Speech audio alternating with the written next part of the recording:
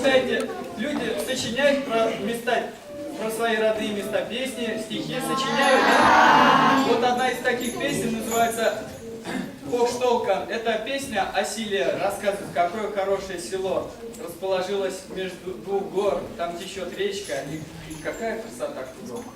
Вилиси паро